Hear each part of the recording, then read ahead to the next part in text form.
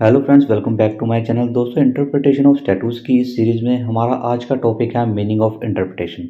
Interpretation का मतलब तो मैं यहाँ पे आपको बताने वाला हूँ, साथ ही साथ मैं आपको एक इम्पॉर्टेंट चीज़ बताने वाला हूँ जिसका यूज़ करके आप एग्ज़ाम में ज़्यादा से ज़्यादा मार्क्स गेन कर सकते हैं। बहुत से स्टूडेंट्स को ये प्रॉब्लम आ रही है कि वो एग्ज़ाम में तो बहुत कुछ लिख कर आते हैं, लेकिन उनके मार्क्स जो हैं उस अकॉर्डिंग नहीं आ पाते हैं। इसकी दो वजह हो सकती हैं, या तो उनकी हैंड राइटिंग जो है वो अच्छी नहीं है, या फिर वो अच्छे से एक्सप्रेस नहीं कर पाते हैं कि वो क्या कहना चाहते हैं। तो मैं यहाँ पे आपको लिखने का तरीका भी बताऊंगा, जिनकी हैंड राइटिंग अच्छी नहीं है उनको भी तरीका बताऊंगा कि आपको एग्ज़ाम में आंसर कैसे लिखना है। तो वीडियो को एंड तक देखिएगा बिना स्किप किए, और साथ ही साथ वीडियो को अभी से लाइक कर दीजिए। चैनल को अगर सब्सक्राइब नहीं किया तो चैनल को सब्सक्राइब कर लीजिए। इंटरप्रिटेशन को एग्ज़ाम में कैसे लिखना है ये बताने से पहले मैं आपको सरल भाषा में इंटरप्रिटेशन का मतलब बता देता हूँ। इंटरप्रिटेशन का मतलब होता है किसी चीज़ को एक्सप्रेस करना, किसी चीज़ की व्याख्या करना। दोस्तों, जब भी कोई कानून या कोई लॉ पास होता है तो उसके अंदर कुछ ऐसे शब्द होते हैं जो या तो कंफ्यूजिंग होते हैं, या उनका मतलब या अर्थ या उनका आशय एक से अधिक होता है। जैसे कि यहाँ पे एक शब्द है आर्म्स। आर्म्स का मतलब यहाँ पे असला भी हो सकता है, और यहाँ पे एक शरीर का अंग जो है बाजुए, वो भी लिया जा सकता है। तो उस वर्ड को सही तरीके से इस्तेमाल करना, उसका सही आशय बताना ही इंटरप्रिटेशन कहलाता है। अब इसको एग्ज़ाम में कैसे लिखना है, मान लीजिए ये हमारे पास आंसर शीट है। अप एंड डाउन और साइड में, यानी कि लेफ़्ट और राइट साइड में सेम स्पेस छोड़ के बिल्कुल सेंटर में अपना आंसर लिखना शुरू करना है।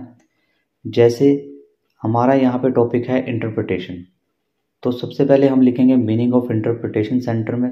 अब जिनकी हैंड राइटिंग अच्छी नहीं है वो इसको पैराग्राफ में ना लिख करके इसको पॉइंटर्स में लिखिए। जैसे point number 1, interpretation is derived from Latin word interpret.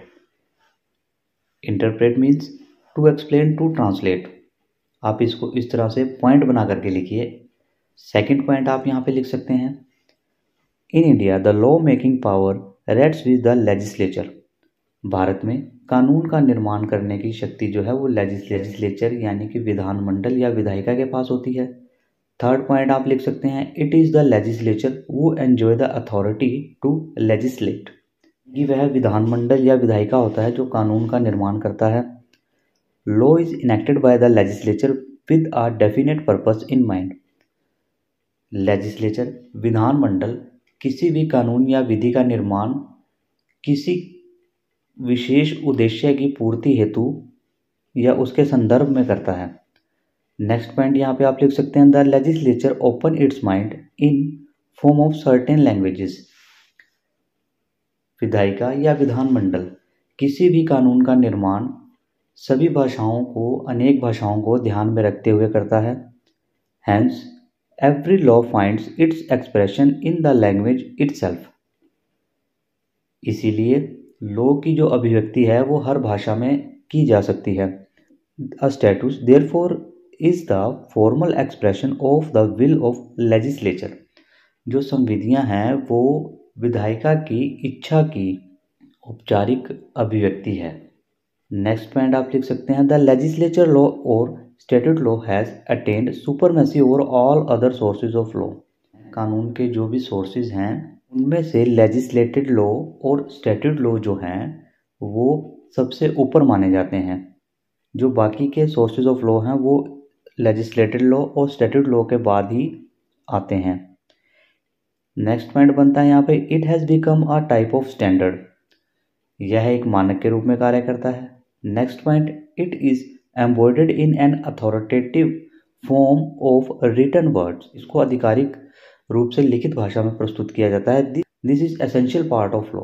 यह कानून का एक विशेष अंग है। नेक्स्ट पॉइंट आप लिख सकते हैं, the courts are supposed to administer justice according to the mandate of law enact by the legislature. यानी कि विधानमंडल या विधायिका द्वारा जो भी लेजिस्लेचर, जो भी कानून पारित किए गए हैं उनके आधार पर ही न्यायपालिका को न्याय देना चाहिए। In other words, it is duty of the court to apply the letter of law.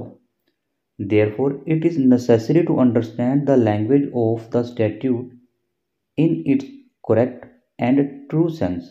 So, that the intention of legislature is carried out properly and the object and purpose for which statute was enacted is achieved। यानी कि यह ज़रूरी है जो कानून की जो भाषा है उसका सत्य और सही जो है आशय निकाला जाए, ताकि जो इंटेंशन है, जो इच्छा है, जो उद्देश्य था लेजिस्लेचर का कानून को बनाने के लिए, उसकी पूर्ति हो सके और उसके उद्देश्य की प्राप्ति हो सके। To ascertain the true sense of the language it is necessary to assign correct meaning to the word and expression used in the language. कानून बनाने के लिए जिन शब्दों का इस्तेमाल किया गया है उनका सही अर्थ जो है वो अभिव्यक्त किया जाए। नेक्स्ट पॉइंट बनता है यहाँ पर, it is presumed that the legislature has used appropriate clear and precise word to express itself. यह माना जाता है कि विधायिका या विधानमंडल द्वारा जो भी शब्द यहाँ पे इस्तेमाल किए गए हैं वो बिल्कुल सही हैं, एप्रोप्रिएट हैं, वो बिल्कुल क्लियर हैं, स्पष्ट हैं, प्रिसाइज हैं। नेक्स्ट पॉइंट आप लिख सकते हैं, but where a word bears more than one meaning, the language of the statute might be understood in two or more senses, out of which only one may be in tune with the true intention of legislature. It is this exercise which is the subject matter of interpretation.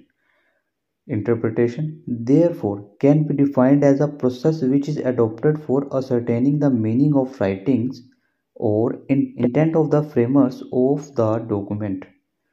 According to Salmond के द्वारा कहा गया यहाँ पर, by interpretation is meant the process by which court seeks to ascertain the meaning of legislation through the medium authoritative forms in which is expressed. Two point भी लिख करके आएंगे, अच्छे से एक्सप्लेन करेंगे एक पॉइंट को, तो यहाँ पे आपको पूरे मार्क्स मिलेंगे आपका, क्योंकि यहाँ पे आपने हर एक चीज़ को अच्छे से एक्सप्लेन किया है। तो अगर आपको वीडियो अच्छी लगी हो तो वीडियो को लाइक कर दीजिएगा और एक प्यारा सा कमेंट भी कर दीजिएगा, जिससे हमें और मोटिवेशन मिल सके और हम ऐसी वीडियोस आपके लिए लगातार लेकर के आते रहें। धन्यवाद।